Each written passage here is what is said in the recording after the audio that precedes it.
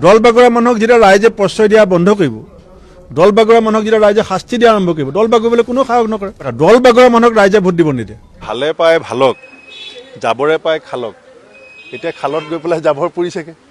গতিকে আমাৰ কাৰণটো আশীৰ্বাদ।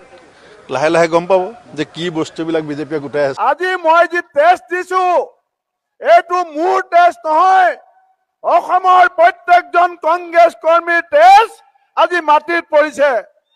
এই এটোপাল তেজৰ আহি থকা সময়ত হিচাপ হব।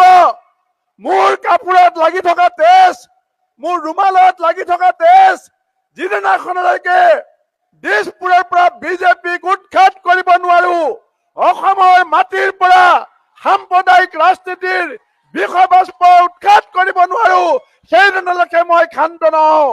আমাৰ নেতা ৰাহুল গান্ধী আৰু খাৰ্গে ডাঙৰীয়াই আজি অসমৰ ভূমিত আহি পেলাই যি অপমান, অসমৰ যি অতিথি পৰায়ণতা, অসমৰ যি সাংস্কৃতিক পৰায়ণতা, এজন অতি অসভ্য মুখ্যমন্ত্ৰী